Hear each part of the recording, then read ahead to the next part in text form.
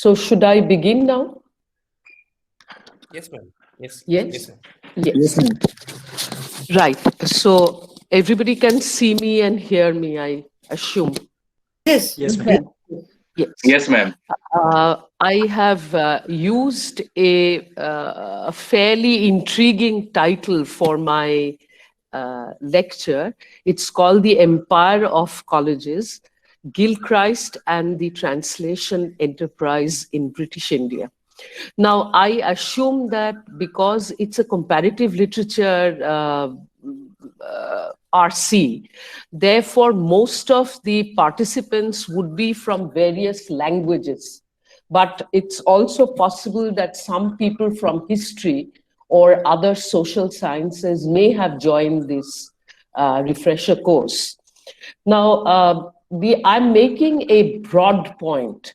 I'm making a broad point that in the the end of the 18th and beginning of the 19th century, something that we usually, people who teach English literature, call the Romantic Age. This is a period when the idea of knowledge begins to have a paradigm shift. See, we are all knowledge workers. We are all producing knowledge, disseminating knowledge, assembling knowledge. Now, this is the period when you have the figure of a scholar administrator, something that Carlyle calls the Vatis. All right, so this is a grand romantic idea that there is going to be a knowledge empire.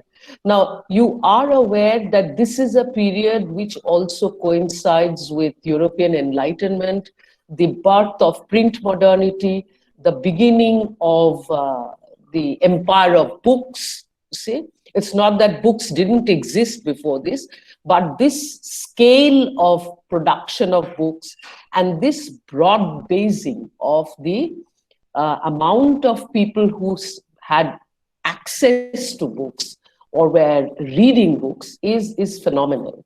Now, it is in this particular techno state, you see, where you have printing mechanisms, publishing mechanisms, distribution mechanisms, enumerating of readership mechanisms, new libraries.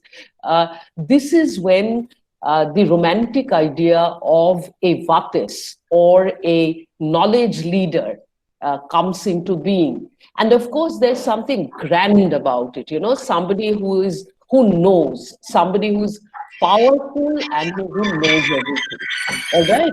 So the power of that person actually comes from his knowledge. Now, I'm acutely aware that all of you have read your Foucault and you are aware of Foucault's knowledge power relationship, the pouvoir savoir.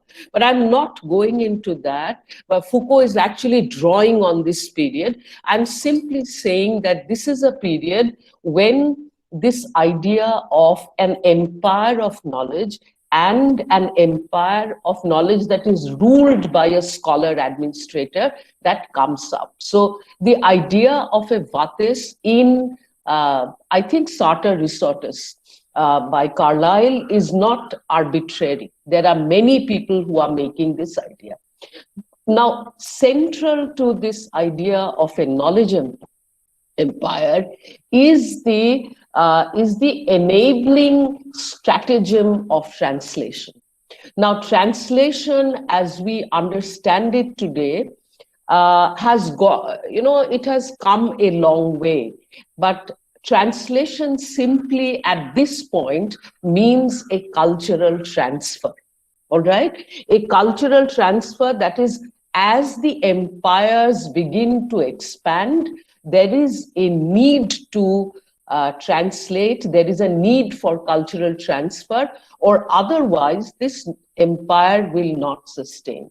Now, today, when you see somebody like a Mark Zuckerberg or, the people who have Facebook and Google, these people, they are mining information. So this seems to be the age of knowledge. A person who has knowledge is the powerful person. Now, I'm not making a fine distinction between information and knowledge, but in the 18th century, in the second half of the 18th century and in the beginning of the 19th century, knowledge actually meant knowledge, not information. It meant a processing of that information by a scholar, a savant, all right, a sort of scholar savant.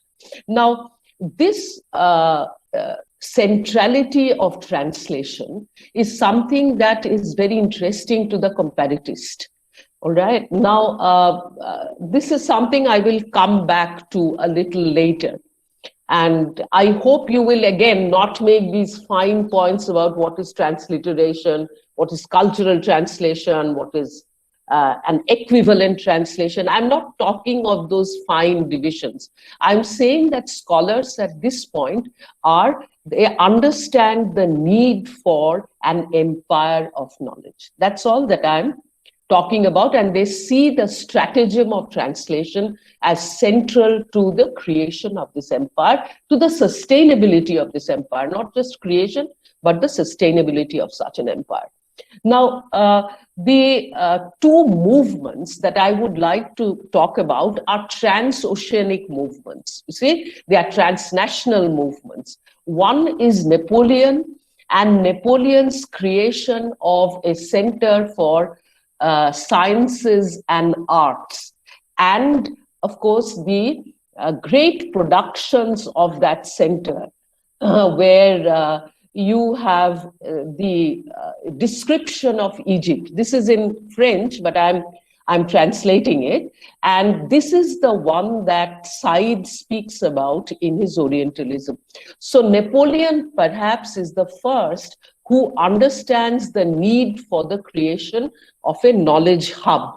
And as Napoleon's army is moving out into Egypt and into Africa to create that, and also trying to influence southern India, the southern part of India, you are aware that the presence of the French was very, very significant in Hyder Ali and Tipu Sultan's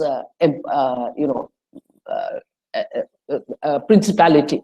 So this is the one move that you have to keep in mind. The other move that you have to keep in mind is the British move. All right, the British are already in the subcontinent, and apart from Tipu Sultan's great empire, the rest of India, also Oudh, all right, also Awadh, these two are still left unconquered. So the person who is responsible for the consolidation and really the expansion of the British Empire is Richard Colley Wellesley.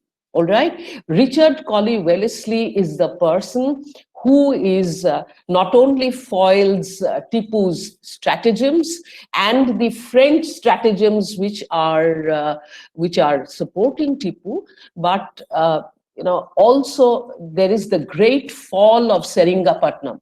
All right, the British call it Seringapatam, but we as Indians, we know it is called Srirangapatnam. All right, so the fall of Seringapatam, this is in 1799, and then there is the move into Awadh and the fall of Awadh, and then move into Burma, and practically the capturing of or the bringing into the British Empire almost the whole of what you could call, technically parts of Southeast Asia as well. Of course, the Indian subcontinent, the South comes now under British sway. Now, in order to celebrate, now Tipu's fall is a very important part of this knowledge empire, because Tipu was not just a sovereign. He was not just, a king who ruled by the sword, but had a huge library. He was also he saw himself as a savant. He saw himself as a knowledge emperor. And it is this huge library and its artifacts which Wellesley eyed. You know, he was desirous. He was lustful for the books. Have you ever lusted for a book? I think you have, you know. Yes. I mean, more than any person, a good book, I want that book, all right? I want that piece of knowledge. So that is what Wellesley wanted. He wanted that library, and he brought that library chock-a-block. That was part of trophy, you know. You've heard of trophy wives. Oh, that's a pretty girl. I want her as my wife. So this is a trophy wife. I'm going to show her off in all the parties. Look at my wife, who's so pretty. I have a trophy car. I've bought a Mercedes. Yes, but I mean, this is like I have a library, all right? And the conquest of Tipu Sultan's Seringapatnam is actually the conquest of a knowledge empire. So that entire library is brought over, and on the first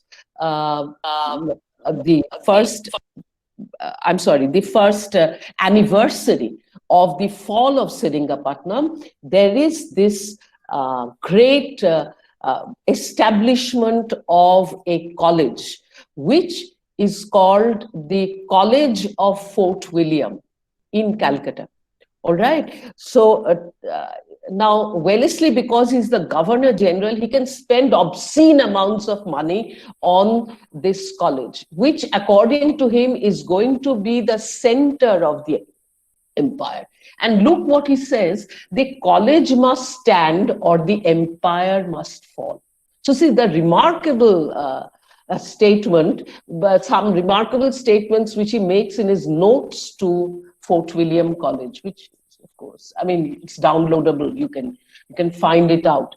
Now, as AMU is a remarkable college, I mean, I'm using the word college in the sense of a institution, in an educational institution. Again, I'm not making a fine point between a university and a college. So I'm sure you will be interested in the birth of knowledge empire in India and the act of translation that helped to build such a knowledge hub. So this empire of colleges was, you know, it was in contest with Napoleon. It was in assertion because British had lost the American colonies. So it was an assertion of British power, and it was an assertion that, you know, the British were not supreme rulers of the world at that point, because they were more powerful physically or with gunpowder, but because they were knowledgeable. All right, they had more access to various languages, to various cultures, to various kinds of artifacts, and all of which they wanted to dominate. So this is something. So, you know, Wellesley, he commissioned an artist to make pictures of Tipu and other generals, which he also kept in the Fort William College. Now, you're going to ask me, where is the Fort William College? Now, it's in Calcutta. It was initially sited in the government house, the place where the governor sits today. Then there was today what is called the Mint in Garden Reach. That is where the college was built. But because of continuous bickering about the amount of money he was spending, this college was moved to the Writers' Building. If you come to Calcutta, then you can see the Writers' Building in Dalhousie, and half of that was the place where the writers from England used to come and stay. It was their hostel, and half of it was the college. All right. So now, what did this college do? Why is it so important for people who are interested in comparative literature, who are interested in translation studies, and who want to know about knowledges? And all of us are knowledge workers. Now, one of the things that you have to keep in mind is that there was a Scottish surgeon called John Borthwick Gilchrist. Now, this Gilchrist, or Gilchrist as the English would say, already had a plan for a madrasa. All right, and Gilchrist gave a suggestion to Wellesley that the madrasa should be the center of that college. In fact, initially it was called Gilchrist Ki Madrasa. That college was called Gilchrist Ki Madrasa. And so Gilchrist was the Scottish surgeon who came to India and who learned most of the North Indian languages, that is Arabic, Persian, Urdu, or what he called Hindustani, and Braj Bhasha. All right. So these were some of the languages that he learned. Remember that Persian was still the language, the official language of the court. So everybody who wanted to do anything had to learn Persian. And Gilchrist was of the feeling that Arabic was the original language. It was the classical language, whereas Persian, Hindustani, Braj Bhasha, these were these sort of issued from Arabic. All right, this was his feeling. At the same time, he found that Braj Bhasha had a lot of similarities with Sanskrit. So this is a sort of, he wasn't quite sure. So he said maybe Arabic and Sanskrit are also connected. All right. So, but what he really studied was these languages in great detail, and he also, why he was called in by Wellesley to run a pilot project, as it were, initially. He was the most important mover and shaker, the first principal of Fort William College. He was the first professor as well, and a tenured professor. He had already, before he had got this professoriate, he had already written a dictionary of English to Persian word, Persian to English. Now, do consider this idea that the dictionary is the primary act of translation. So many dictionaries came up during this period. A dictionary is where you will show the etymology and you will try and find some near about words. All right. So this is the primary act of translation, which very few people actually put their heads to. They think of translation as translating a story or maybe an essay or maybe something, but the primary act of translation is the creation of a dictionary. And this is the great period, and this is also a very romantic endeavor. The romantic period is one where there are these great dictionaries and encyclopedias where you are given a brief idea of a language. So because he has this English Hindustani dictionary, he uses the word Hindustani in a very loose kind of way. Hindustani for him means Persian, it means Urdu, it means Hindi. So Hindustani dictionary, Wellesley is very, very impressed by this man and by his panditto, by his savant status, and he is included in the college. So Gilchrist remains the most important person, and there is one thing that I would like to tell you, that this is the point when the British and the French, wherever they have their colonies, they want to learn the language because they cannot administer a huge empire without knowing the culture and the language of the people. This sort of a move, which is called Orientalism, all right, and you have to sort of, for a moment forget sight, okay, because Orientalism has many shades.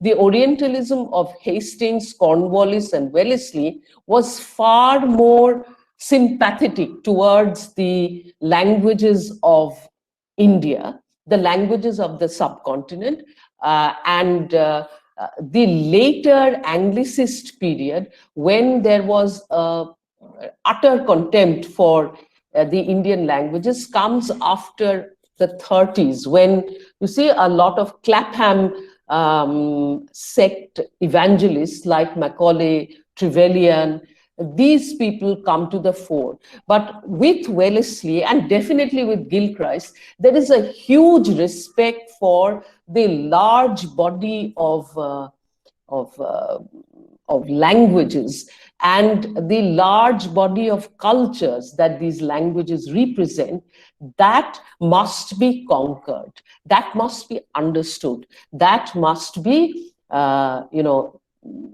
transferred into European languages. So initially what happens is that, and remember there are two other institutions, those who are from Calcutta would know these institutions. One is the Asiatic Society and the other is the Serampur Mission. These two are the wings, the two wings or the two hands of the great Fort William College. Remember that the Fort William College, Serampur Mission is also has a press which is running, and the Asiatic Society is almost entirely controlled by Gilchrist. All right.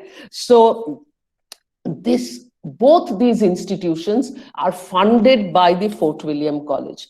Both these institutions are given a lot of patronage and also publishing support. You know, suppose you have written a book, all right? Now it's a translation of some classic, some Indian classic. Then who is going to buy it? All right, definitely the ordinary Indian is not going to buy it, and books are fairly expensive at that point of time to produce and to write. When a person like, say, somebody who writes The Bride's Mirror, he is talking about a character who will go from Shahjahanabad, that is in Delhi, to Sialkot. Because he's getting 10 rupees here, he will get 15 rupees in Sialkot. So this is 10 rupees is like the, the kind of money that Ishwar Chandra Vidyasagar's father used to get. This is the normal salary. So there, a book costing 6 rupees or 7 rupees or 8 rupees is a huge deal. I mean, who's going to buy books that? Suppose you have later on, of course, people who are very, very well connected, they could, I'm talking of Miratul Urus, all right? The writer of Miratul Urus did get a prize, a fairly large prize, and was used to earn something like 50 to 60 rupees, which was a huge deal. Ishwar Chandra Vidyasagar at more or less the same time used to earn that kind of money. It is only when Vidyasagar became the principal of Sanskrit College that he got 500 rupees, but that was far less than what a European would have got. All right. So the 100 rupees was like a princely salary. So who was going to buy these books? These books had to be, sponsored. So the Fort William College bought back those books. Not only did they help in its publishing, they also bought back the books. Now, why did Fort William College do such a thing? I mean, was Fort William College making a sort of pile of books? No. Remember that half of the Writers' Building, it's called the Writers' Building, was of people who were 14, 15, 16, 17, maximum 18, 19-year-olds. These boys came straight from England into India to become civil servants. Now, these civil servants were earlier on, during Clive's reign and Hastings' reign, these civil servants were, they had no training, and most of them ran into huge debts. They were given a little allowance to keep a munshi so that they could learn a local language. Most of them spent that money on prostitutes and on gambling.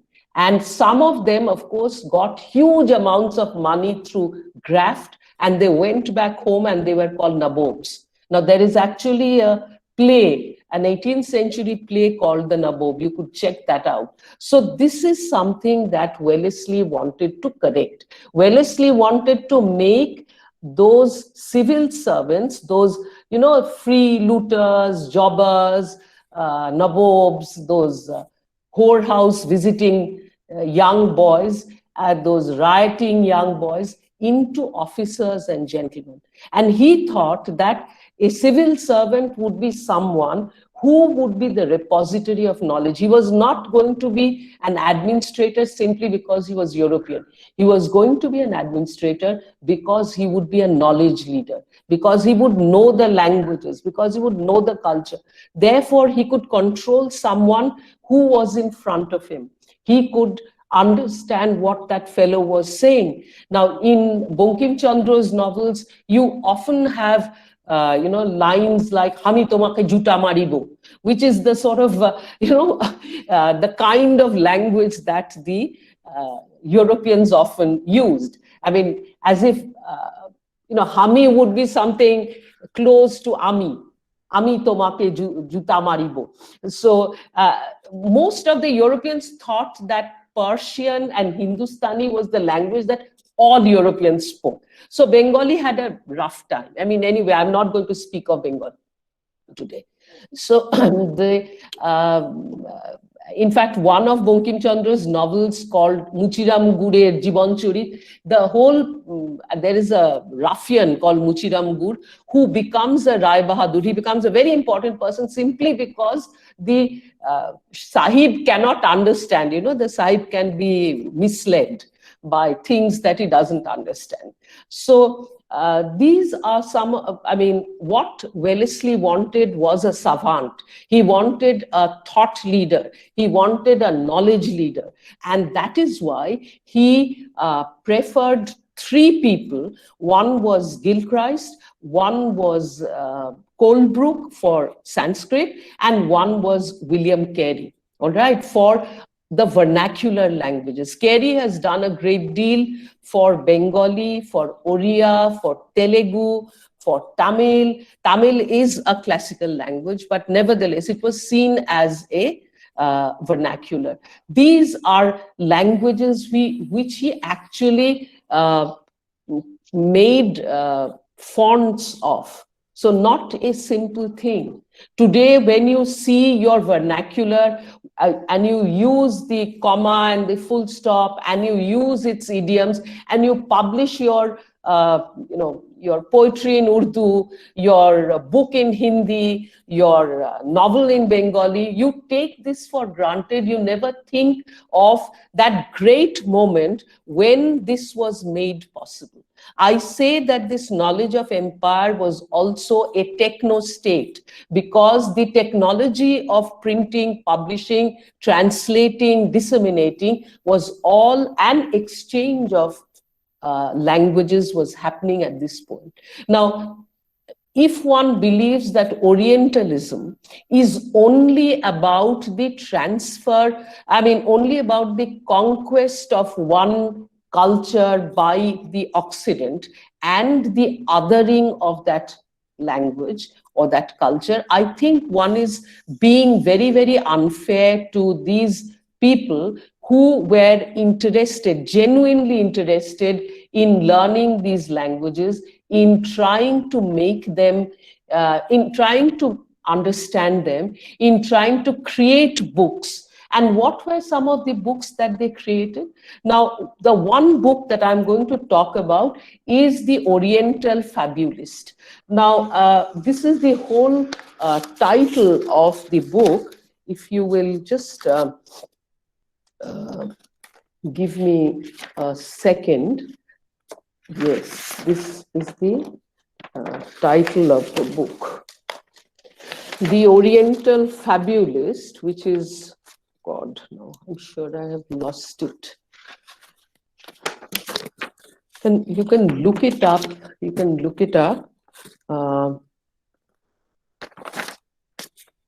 Yes, the Oriental Fabulist is a long name. You can, it is digitized. It is digitized by Google. It's a peculiar book. Now, the Oriental Fabulist is actually a translation of some fables. And those fables were originally written in Greek. this group of fables is called the Aesop's fables. Aesop's fables had been translated many times in European languages and in English. It is from an 18th century English translation of Aesop's fables that the Oriental Fabulist is created. And just look what it says. The Oriental Fabulist, a polyglot translation of Aesop and other ancient fables from the English language into Hindustani, Persian, Arabic, Brij Bhasha, Bangla into Roman character. So not only is this entire group of fables, they are translated into separate languages, but those separate languages are written in Roman. All right, so it is called a polyglot translation. In fact, use of Roman to write the vernaculars or even the classical languages was something, the British knew that if they touched Arabic and Sanskrit, their hell would sort of break loose. But they did try to Romanize Persian, which they never considered a classical language. And they did try to, yes, somebody is asking polyglot what? Polyglot translation of Aesop and other ancient fables. Polyglot means a translation that has many languages in it. All right, and also that is translated in Roman. It's written like we write English, so hence polyglot. So a peculiar kind of a hub where a Greek fable or a group of fables is now translated into all these bhashas, Hindustani, that I assume it's Urdu, Persian, Urdu or Hindi, Urdu I'm more certain, Persian, Arabic, Brij Bhasha and Bangla. All right, Bangla, because of course they are all working in Bengal, but Bengali does not get the kind of importance that one would think it would get. So because they thought that Bengali was an offshoot of Persian, and therefore if one learned Persian and Hindustani, then one would understand Bengali. So Hami tomake jujuta maribo, that was the kind of thing that went on. Now, what I would like to say is that at a later stage, Gilchrist, of course, he also wrote something called the anti-jargonist. He called Hindustani jargon, all right? And he wrote an anti-jargonist, which was another sort of dictionary where he took up. There is a book which is called Dialogues. Now, if you have learned any modern European language, like French, for example, you would be given certain situations, like you go to a petrol pump, you go to a bank, and this situation is given in, you learn the language through situations. So a situational translation. So that is also something that you have in the dialogues. Now, I will end there is one thing that I would like to say, that the College of Fort William did not last. Why did it not last? It did not last for the very reason nothing good in this country ever lasts, or nothing good in the world ever lasts, because the court of directors and the company was very, very suspicious. What are these people doing? Why so much education? And if people are so educated, are they going to listen to us? And if all the writers, money, the civil servants, the putative civil servants, they are all going to come out from Fort William College, then all the power of administering India is going to go to Wellesley. And that is something that the court of directors would not agree. So they were very, very angry that, yes, I think Ishaq Wani has given the full name of the Oriental Fabulist. That is something they would not agree to. They thought that commercial education was enough. A writer, remember, is not a clerk. A writer is so called because it begins by writing as a clerk. Then he is taught certain skills as an administrator. So the writer is, it is enough that he learns a bit of Hindu and Islamic law, and he learns accounting and one bhasha. And that should be more than enough. Don't, give these people this inflated idea that I'm a knowledge leader, I'm a savant. This is going to create a disturbance in the balance of power. So what Charles Grant did, he was another Scottish person, like Gilchrist was a Scottish person. Charles Grant is the, what I would call the father of Macaulay and Trevelyan. He was also an Anglicist. He felt that such a lot of importance is being given to India. This is not right. Let's take the college to a place called Hertford or Halesbury.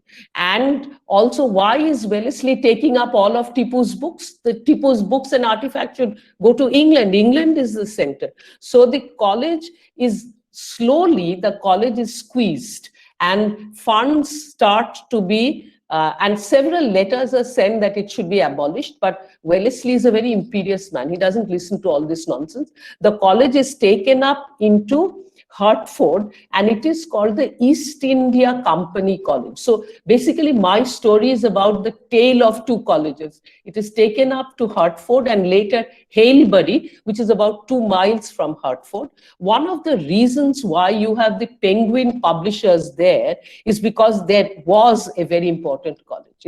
Most publishing companies like to sort of come in and around colleges and universities. So, but again, in England, there started another controversy. Why should these people be given all this importance? Why shouldn't a public exam like the class 12 exam? Why shouldn't that be enough for someone to get into the India service? See how important India was, how much money was to be made in India, and how important learning of languages and learning of translation was to the British or to the French in their empire building.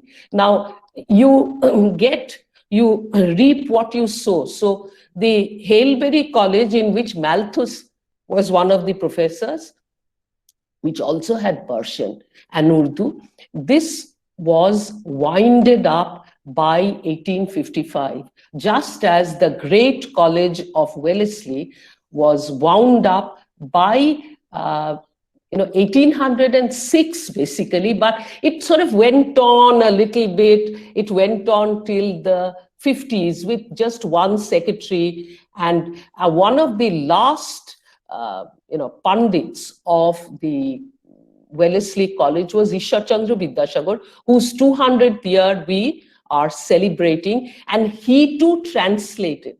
This is what, just give me 5 more minutes. His primers were a translation from his primers, that is Borno Porichoy 1 and Borno Porichoy 2. These were translations from the Chambers books of reading and rudiments of knowledge.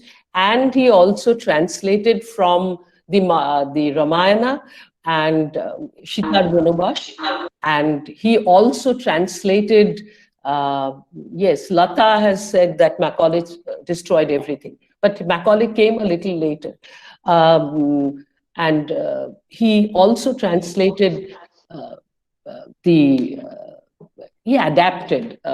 This is the Shakespeare's play, The Comedy of Errors. Okay, it's called Bhranti Bilash. So what I am saying is that today you are aware that translation is not an imitative act.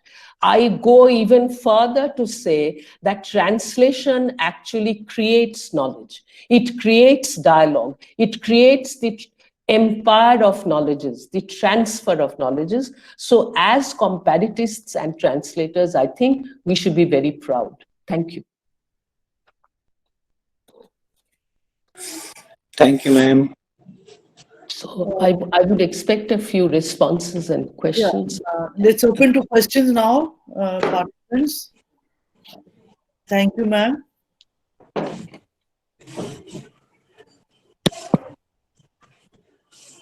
Ma'am, good morning. Yes. Ma'am, this is Ashish from Darjeeling.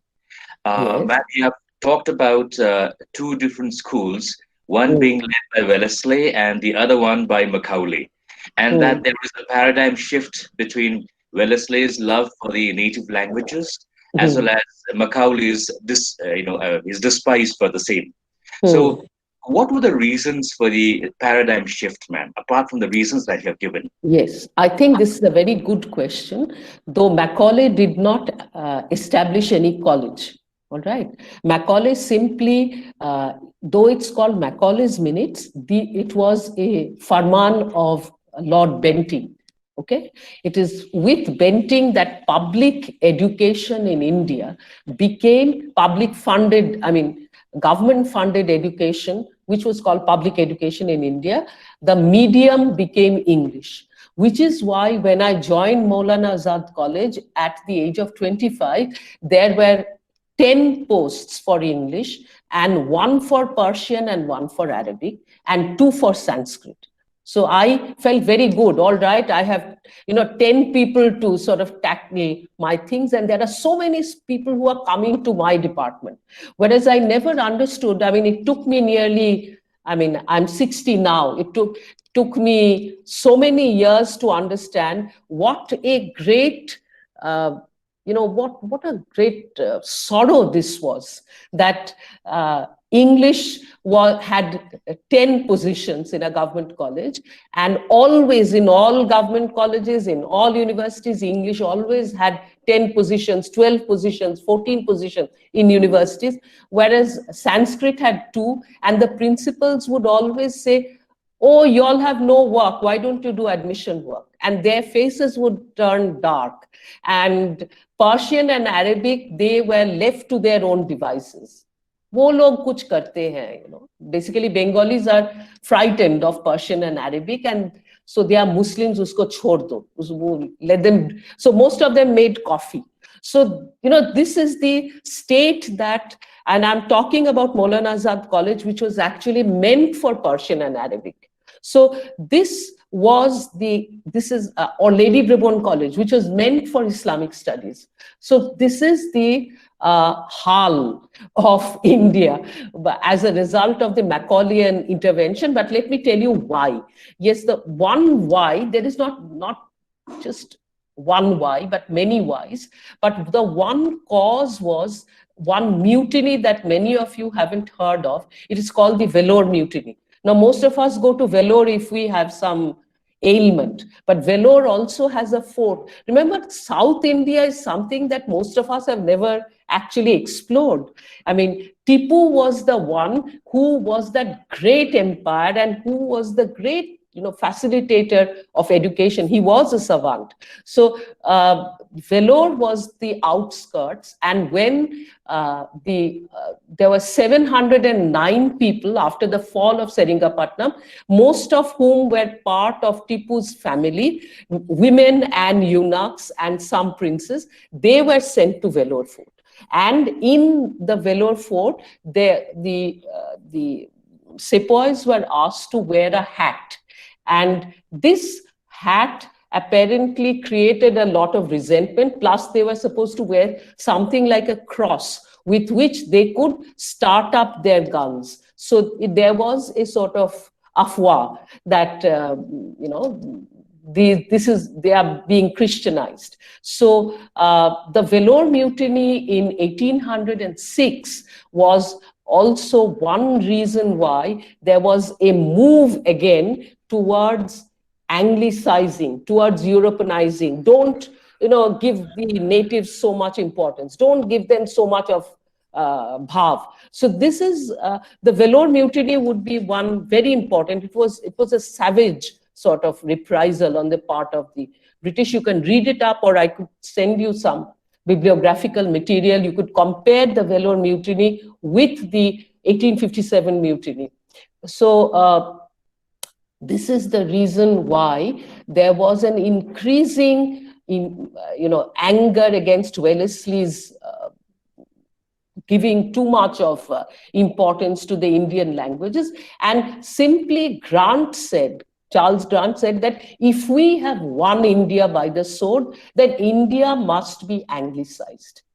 So you see, all that early Oriental generosity now turns into a sort of Anglicist emphasis that India should be Anglicized, and also the Christianization missions. See, the various missionaries should be controlled. There is no need to Christianize the Indians, but they should be taught English, and they should be told that the English way is the best way.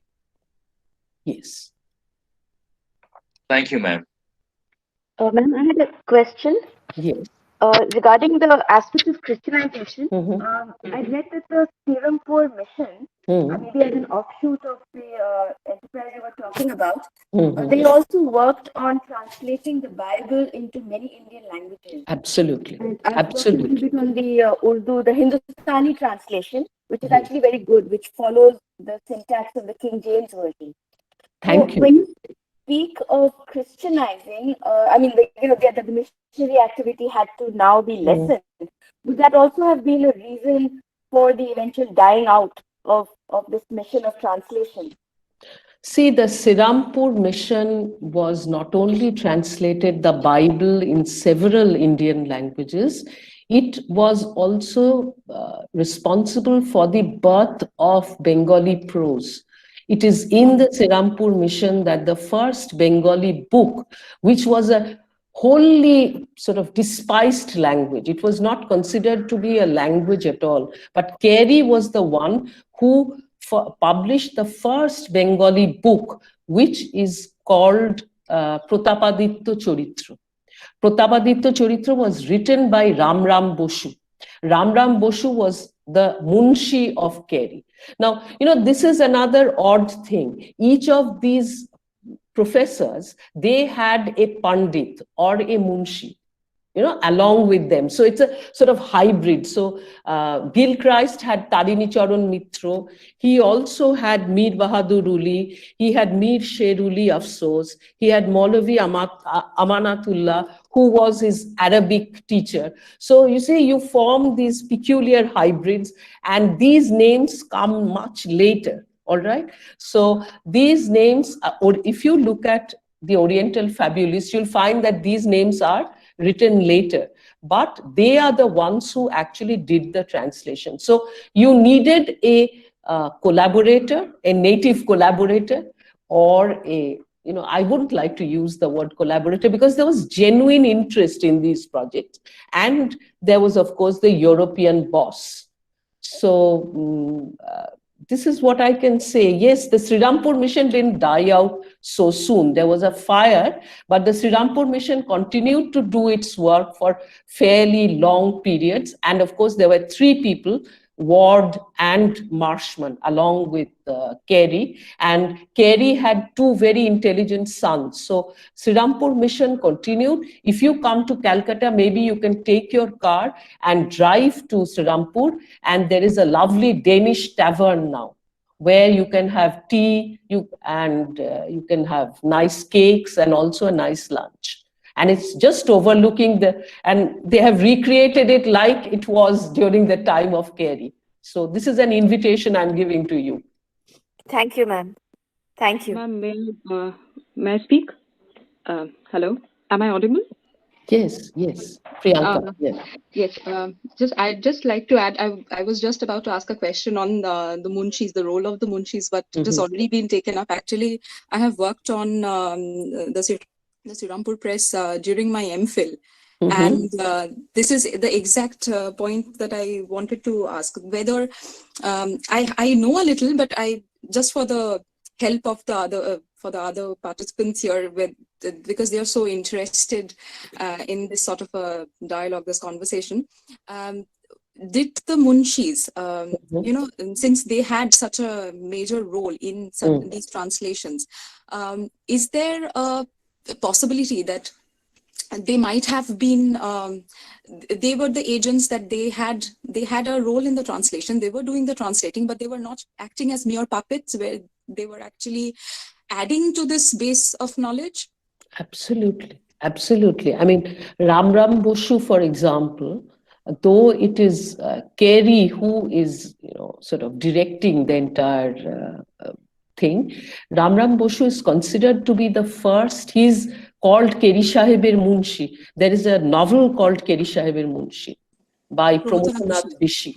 So recently I think Shumit Chakraborty has brought out a book on the clerks, but I would really want a book on the Munshis. I mean, I had told Shumit that Shumit teaches in Presidency University. I would really like to work a little more or have some more work on the Munshi, because the Munshi is, not Muslim or Hindu. It's a entirely stupid thing to say that the Munshi is of Islamic denomination. Nothing of the kind. I mean, Ramram Bosu was a Kayastha, and there were a lot of Brahmins who were also like Taracharan Vidyabhagis, who these were very much Brahmins or upper caste Hindus. They were also called Munshis. The Munshis were the writers, the great writers, and this is the tradition of the Mughal Empire.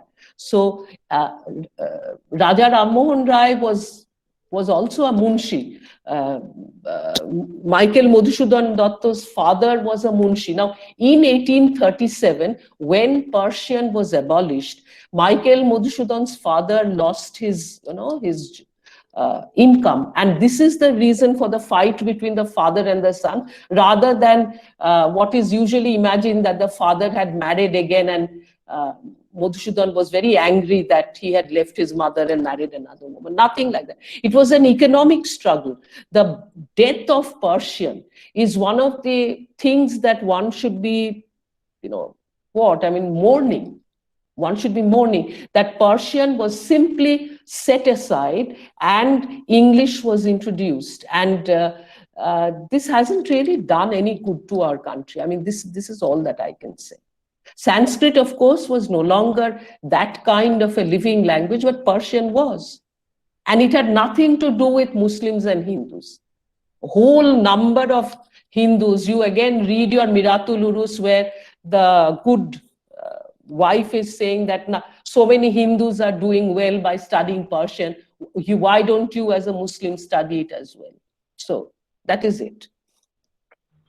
Ma'am, one more point. There was a question of the purity of all these things. The translation itself was treated as, an impure process. I have read anecdotes about how when Annadamangal was published, the printing ink was supposed to have been purified with the help of Ganga Jal and yes, I mean so that is much later. That is much later, but no such prejudice about translating. In fact, there was a great amount of interest in translating these texts, and Annadamangal, of course, was a Hindu text. It's a praise poem of the goddess Annada. But why it was the Ganga Jal was sprinkled on the press was because the press itself was considered to be something European. But the process of translation was never considered to be anything, heretical, if I may say so. I think Mahesh has a question. Yes? Hello, ma'am. Good morning. Yes. Am I audible? Yes. I don't have a question, ma'am. I don't have any question. I just want to add something. Yes. James Prinsep was the first person who deciphered Ashoka's scripture. Mm-hmm. Yes. We must have divided of our historical glorious history. True. And there is a ghat called Prinsep Ghat in his honor. All right. Prinsep is a very important person. I'm glad you mentioned him. Among these many people, I couldn't mention all of them. There is Roebuck, there is Hodgson, there is Prinsep, there is Lyell. All of them were very important translators, collectors, archivists, anthropologists. So this is a huge project of trying to understand Asia.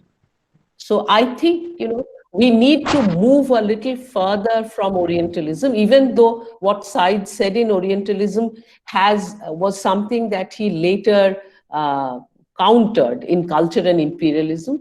But his basic point he did not move from. But I think we need to contest that. We need to look at this huge endeavor, this by which a cultural transfer was taking place. All right. We even call it by the name of Indology sometimes. Orientalism is sometimes called Indology. Excuse me, ma'am. Thank you, ma'am. Hello, ma'am. Yeah. Hello. Hello. Yes, yes. Good morning, ma'am. There is Hello, Shashi. can you hear me? Yes. Shashi. Good morning, ma'am. Shashi Srivastav here. Yeah, yeah. Ma'am, thank you so much for your enlightening lecture. Ma'am, could you just repeat the name of the first professor of the William College who had translated the dictionary from Persian to English? His name is John Borthwick Gilchrist. Thank you, ma'am. Gilchrist. You can wiki him, Gilchrist, and you can even download this polyglot translation. It has been digitized by Google. See, again, Thank you, it is the Americans who are, and the Google company who's doing the digitizing. So the techno state seems to be with them. Yes, there was one more gentleman who was trying to make a point. Thank you, ma'am. Hello, ma'am. Yes. Can I hear? Yes. Okay, ma'am. Thank you for your enriching lecture. I just want to know one basic thing. Actually, with the coming of Macaulay's Minute in 1835, English was introduced as a medium in India. So the introduction of English as a medium in India resulted in less promotion of the indigenous languages. And the British, who also pursued translations, they did it from a perspective of knowing and also to continue the ruling over the natives, which is a background of continuing the ruling over the natives, and also to spread their domain of knowledge, and also to spread their genre of knowledge and through Christianity. So did the whole process or creativity of translation was affected at that time because they had a certain purpose in their mind to spread their European ideals in India? Now, see, so did that actually affect? Yes, Dr. Kumar, I have understood your question. I just want to say that it wasn't that simple. It's not like they could drop everything and introduce English. All right. While English became dominant, the British also went on to especially the Srirampur mission, they went on to develop the vernaculars. What they had dumped was Persian, Sanskrit, and Arabic. All right. They had not dumped Bengali or Urdu or Hindi or Oriya or Tamil or Telugu. These were not the languages that they had dumped. What they did was, and if you have read your Foucault, you will understand this. I have an essay on this in a book that is edited by Sridhar, and it came out when I was in Hyderabad. This is about infusing the vernaculars with European ideas. The knowledge, is European, but the language, the grammar is vernacular. So you have Bengali, but the punctuation is English. All right, the words are Bengali, the grammar is Bengali, but the knowledge in it is European. All right, so this is a peculiar kind of dispersal of European knowledge. European knowledge is no longer forced upon you. Of course, it is forced in the sense that English is the important language of commerce, but it's not that the vernaculars are entirely dropped. But what happens is that the vernaculars are now infused with European knowledge. So when Bidyasagar writes a primer, and this is called Choritaboli, Choritaboli means lives. He has changed all the the Chorit of Narayan, that is Vishnu, the Chorit of other Hindu gods, with the Chorits of people like Duval, people like Florence Nightingale, people like, European figures. So basically, the ideals that you're finding in the vernacular are now European ideals. So this is a far more insidious process of Europeanization. So, but because this is again a complex idea, I will ask you to dwell upon it. Maybe read the essay and get back to me. Morning, Hello, ma'am. ma'am. Abu. Ma'am, you were saying Yes, Abu, something please. about some land Gilchrist got for some madrasa. What happened to that? Yeah. And Yes, at the that same time, became more the or less. Asiatic College. Abu, Okay. that became the Asiatic Society in Park Street. That became the Asiatic Society in Park Street, besides which you have a very good roll shop, chicken roll shop, which I love. Yes, ma'am. Yes, ma'am. Yes. Ma'am, there are two institutions more or less on the same time, the Calcutta Madrasa or the Alia Madrasa and the Hooghly Mohsin College. One is probably funded and supported by this British administration, and one is by Mohsin. So is there any connection within these institutions, and are there some serious studies on these institutions? Like one I remember for that, but that is on Aligarh, this Aligarh first generation. So if you comment on this. Yes, there is a lot of study on the Calcutta Madrasa because it was a pet project of Hastings. Now, about Hooghly Mohsin, maybe you could write. And I'm not really aware of the connections between these two. Remember that Calcutta was a presidency and it was the seat of the empire. Therefore, a lot of money and importance was given to the Calcutta Madrasa. And for a very long time, Arabic and Persian were the favorite languages and cultures of Hastings, Cornwallis, and Wellesley. It is only after 1857 that Persian Arabic become anathema. The British were very aware of the importance of Persian and Arabic. And that piece of land which you are talking about, that piece of land became Asiatic Society. So Asiatic Society, the Fort William College in Dalhousie, Asiatic Society is in Park Street, Fort William College is in Dalhousie, and the Srirampur Mission is, say, 35 miles from Calcutta. So these are the three institutions where all this learning is taking place. Thank you. Hello, ma'am. Hello. Good morning, ma'am. Yes. Rashmi, I think. Rashmi speaking. Yes, ma'am. When it comes to translation studies in India, we find the mention of translation coming from Bengal very early. If we look at India, was it all Bengal being the seat of British power and I mean to say, what are the other things that had led to the early translation in India from Bengal? The one thing that had happened was that the three missionaries, Carey, Marshman, and Ward, they came into the Danish territory of Srirampur. They could not come into Calcutta because they were considered to be suspect.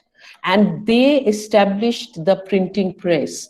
And because they wanted to spread Christianity, therefore they started studying Bengali and bringing out a newspaper called Digdarshan for the young. All right. And of course, there were also some Portuguese who were also trying to conduct their missionary work, and they were also near Srirampur. So, and Hooghly. So these Danish, Dutch, and Portuguese efforts also must be taken into account. All of them came to proselyte. All right. That is why they were translating. They were translating Asian texts. They were translating, say, Bengali texts because they wanted to spread the word of Christ. And so the first thing that the Portuguese translated, and this is the first book in Bengali, is the Kotha of Jishu, Jishur Kotha. All right, so it's not just the empire building that was the reason for translation. Of course, that was where the money was, the administrators who must become savants. Yes, Khurshid has raised. Good morning, ma'am. Good Yes. morning, ma'am. This is Dr. Sarita here. Yes. Ma'am, thanks for, first of all, I would like to thank you for such an informative lecture. And ma'am, first, excuse me for saying this, that due to some technical problems, I miss the concept of the anti-jargonist. You Yes. mentioned in regard with your lecture you delivered today. So ma'am, please, can you clarify the concept? Jargon means something that one cannot understand. Okay. Yes. Yes. In Latin, jargon simply means something that is unintelligible. And Gilchrist used the word jargon to be an equivalent of Persian. So Anti-Jargonist is a book that it's a dictionary that takes up Persian words and translates them into English. Okay, ma'am. Thank you. Thank you, ma'am. Thank you. And could you give us the name of your essay that you just mentioned on how the English infused the vernaculars with European knowledge? It's called Anglicized, Sanskritized, Vernacularized. And where This can is one find it? You will find it in now I forget the name of the book. It is about English education in India. Just type this and write Sridhar, edited by Sridhar, Routledge. Okay, thank you. Thank you. So you will get it. I'll send a short bibliography to the ASIM and to the AMU authorities. Yes, Thank you. Somjati, I think, has raised a hand. Yes, ma'am. Yeah, I was just. Yes, I can't hear you. Yeah, Somjati, please. Yeah, can you hear me now, ma'am? Yes. Yeah, ma'am, thank you very much for this lovely lecture. I was just wondering, you spoke about Oriental generosity, then gradually turning into imperial Anglicism, etc., etc., in terms of the language and in terms of mode of education. So what I was thinking that most of these generous Orientals or Orientalists were primarily belong to the period when the Britishers were just one of the contenders for the colony, for the True. And gradually, when they expanded and when they became or were about to become the supreme power, let's say by the 20s, 30s, after the expansion of Wellesley, I think their attitudes changed because now they're the masters. So Absolutely. I think there is a certain kind of political continuum in the change in attitude, some kind of political context. Yes, you see, a very recent thesis, which hasn't yet been turned into a book. This is a 2019 thesis from Harvard. This is by Joshua Elric. This is the point that he is making, that initially Orientalism is conciliation, all right? Yeah. And later it is a coercion. Okay, but what I would really like to add to this, I think this is a very simplistic way of understanding. What I would like to add is that when we are teaching Romanticism, we are teaching Romanticism as something that is happening only in England. We have to understand something called a romantic spirit and the romantic idea of a savant. So, this Carlylean idea of a vates is not something that is restricted to England. In fact, it is least explored in England. It is explored more in France and Germany. And this is something that is also explored in India. So that really doesn't go away, that the scholar administrator is someone to be contended with, that people who rule India are not just, free booters and whorehouse visitors, but they are officers and gentlemen because they have knowledge. This is an idea that continues. So remember that even though Grant is tooth and nail against Wellesley and he builds, it is another college that he builds in Halesbury. So a college against a college, a college against a college. So education is something that, politicians are always very, very uncomfortable with. So are we giving them too much education? You said there should be some mediocrity. There should be something leveling. It should be useful knowledge. But nevertheless, this fascination with the person who is knowledgeable, who is a thought leader, who is also a leader, you see, the prime minister who is a greatly educated person, this idea does remain. It doesn't go away. So yes, initially there is conciliation, later there is coercion, but this romantic Victorian idea really doesn't go away. I mean, this is my understanding. Okay. Thank you, ma'am. And ma'am, I just wanted to say something else. I mean, regarding this idea, if I don't know if I've missed some part or something. The idea that English was imposed, and this Anglicist, then my college, etc., and then of course 1 lakh rupees to be certain for English education, etc. But I guess there was also a genuine demand from the Indians for English education. Yes. That Ram Mohan Roy's letter to Lord Amar, absolutely, things like that. So it was not imposition. No, there was a huge demand for English, just as Ram Mohan was earlier in huge demand for Persian. Ram Mohan is a very interesting figure because he also had a huge demand for Persian as long as Persian was the state language. Exactly. All right. So English was in demand because everything was now, the officers were, the administrators were English. So it was the language of commerce. But what is interesting is in Ram Mohan's letter to Amherst, which you are referring to, is that feeling that knowledge, modern knowledge cannot come via Persian and Arabic. Modern knowledge, the techno state that I'm talking about, the print technology, the distribution technology, the enumeration of a reader base. This is very important. Who are the people who are reading? How are they reading it? These things cannot be got by Persian. This is the feeling.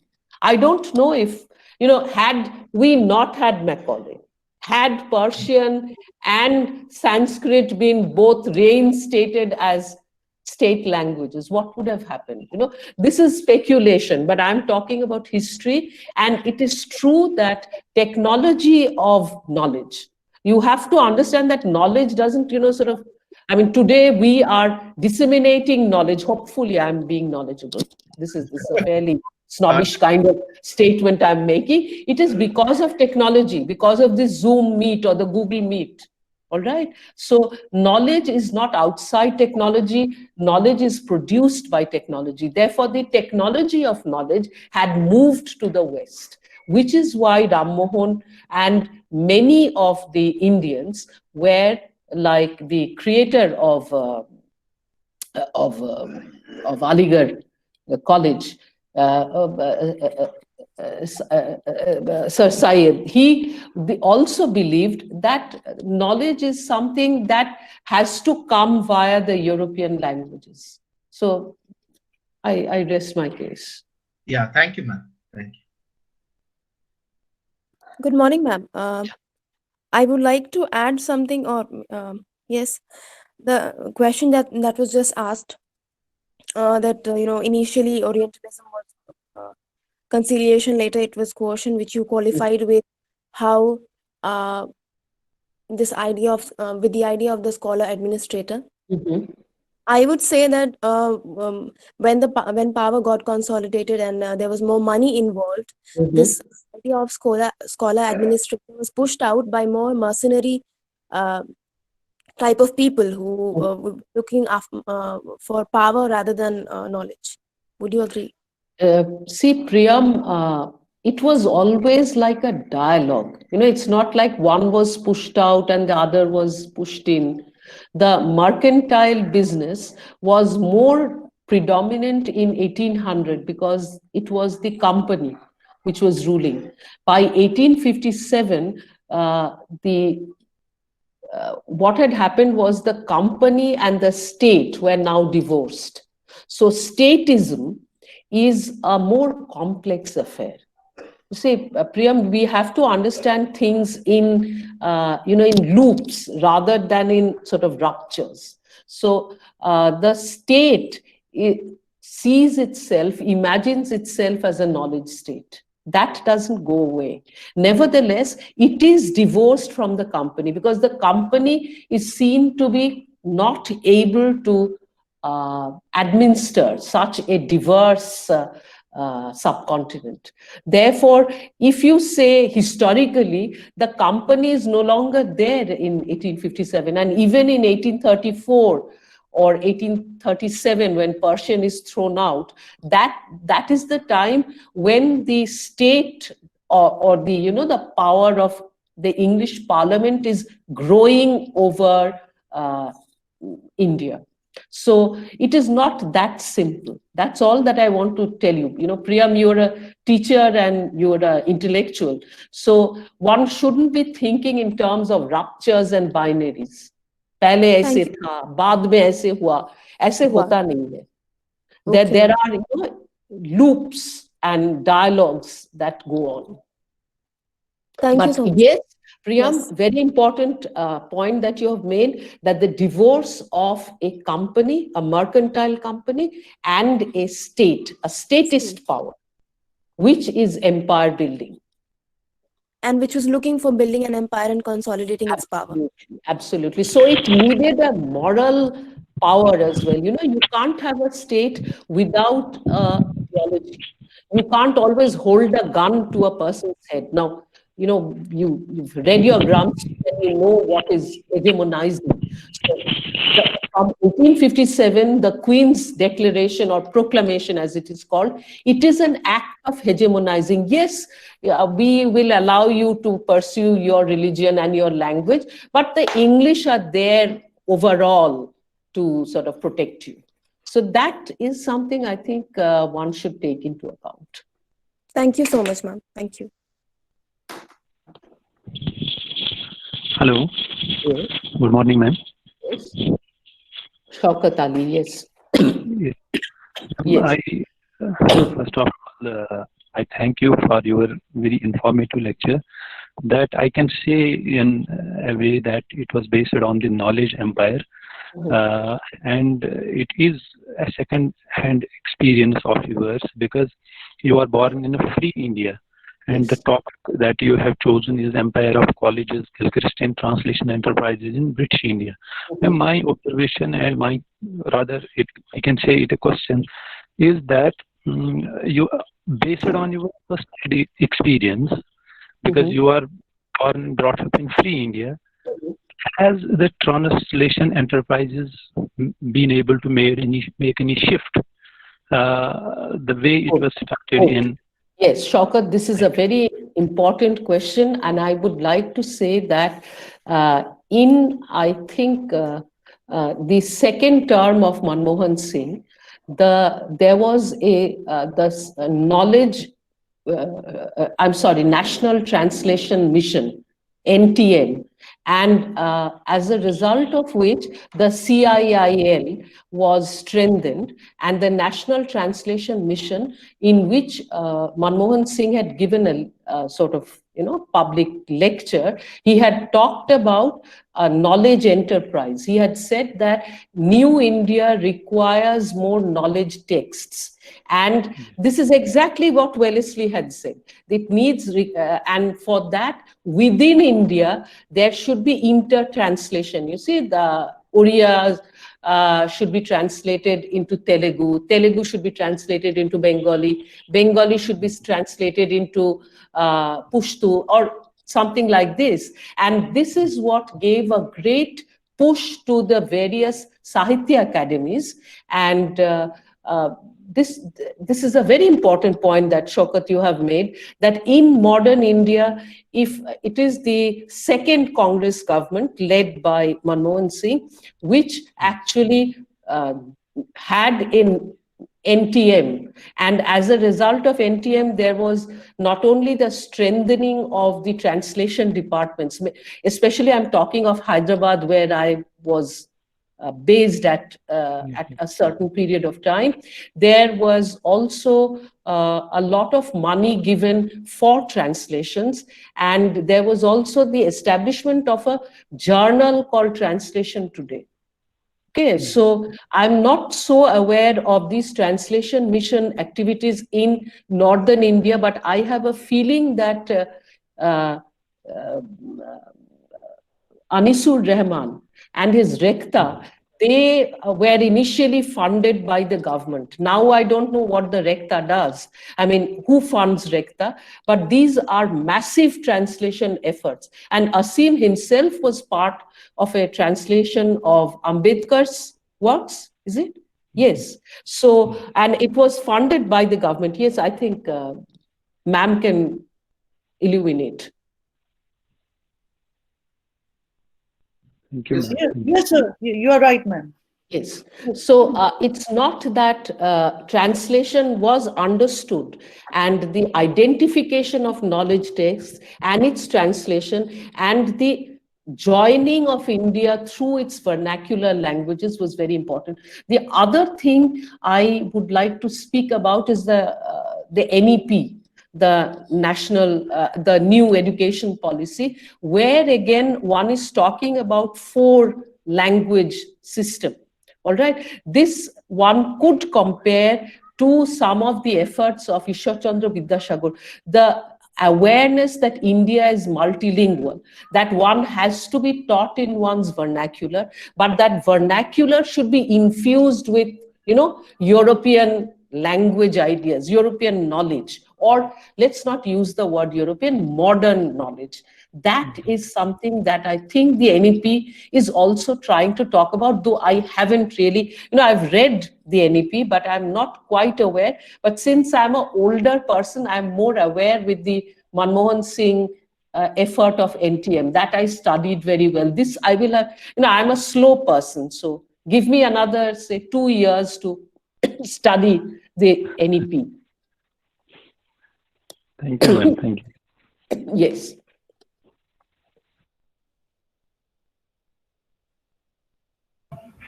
Okay, ma'am.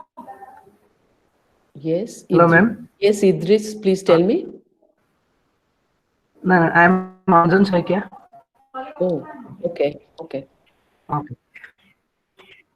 Okay. Ma'am, you told in your lecture that British, before making the empire, actually wanted to create a new form of knowledge. And as we all know, when the East India Company came to India, their whole or basic purpose to deal with businesses or to make profits. So with such a motive, while coming to India, why did they suddenly feel that a new knowledge of, or an empire of knowledge should be created? And we all know that the Indian languages have a rich heritage, especially Sanskrit. See that a new empire of knowledge should be created, and another aspect mentioned that they wanted to promote interlinguistic exchanges, Tamil, Telugu, and so did there no presence of any before they're coming to these are the 2 points. I really couldn't get, I really couldn't, there's a lot of echo, Anjan, so I couldn't get, yes, I don't think interlinguality was something that the British promoted or they were interested in. They were interested in knowing the vernaculars because they wanted to rule India. They were not at all interested in, you know, Bengalis knowing Telugu or Odias knowing Assamese. No, I don't think anything of that kind happened.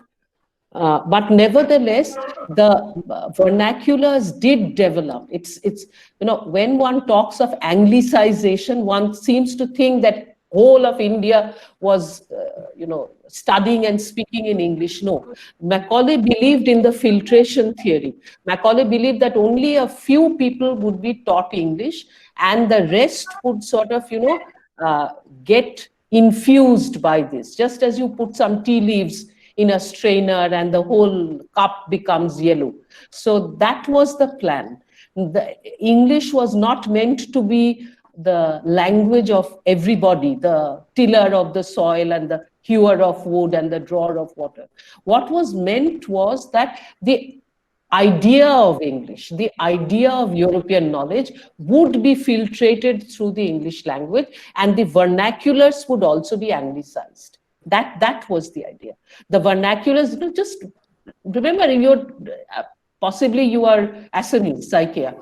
So you are using the comma and the full stop and the idiomatic structures of an English sentence. This didn't happen all of a sudden, all right? The paragraph, so your basic structure has been tampered with. It has been tampered with, and it has grown with the printing press, with the coming of the English. Otherwise, in an oral community, I don't think the vernaculars would have done well. With the English, the modern vernaculars have done well. And I thank the English for the birth of the birth and development of modern Indian vernaculars. Yes, ma'am. I just want to add that really, ma'am. I think that would be all. The time is over now. And I would like to thank Professor Nandini for this very erudite lecture, for giving us, information about an entirely new, area of comparative literature, this is translation and the historical background of translation against the British Empire. I mean, it was very valuable. These were gems of knowledge that we've got. Thank you so much. We feel so honored to have had you here. And thank you, ma'am. Thank you, everybody, for giving me the time of the day. It was very early morning, but I am, good in the morning. As the day passes, I become quite irritable. So thank you very much for being here, and thank you, ma'am. for giving me this Thank you chance. very much. Thank you, ma'am. Have a good Thank day. Bye-bye. Bye-bye, ma'am. Have a good day. Have a nice day. Have a nice day. Thank you, ma'am. Have a nice day. Thank you very much, Have a ma'am. nice day. Have a good day, ma'am. Thank you. Thank you, madam. Thanks a lot, ma'am. Thank you very much, ma'am. Thanks, ma'am. Thanks, ma'am. Thanks a lot. Thank you, ma'am. Thank you. Thank you, ma'am. Thank you, ma'am. Thank you, ma'am. Thank you, ma'am.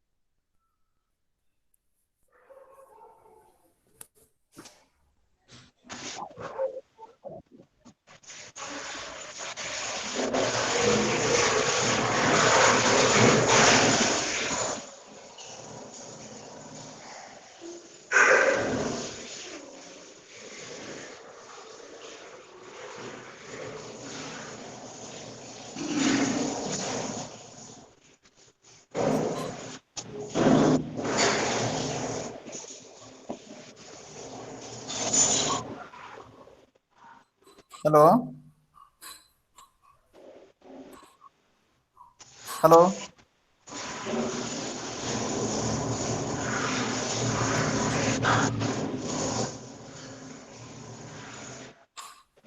Hello.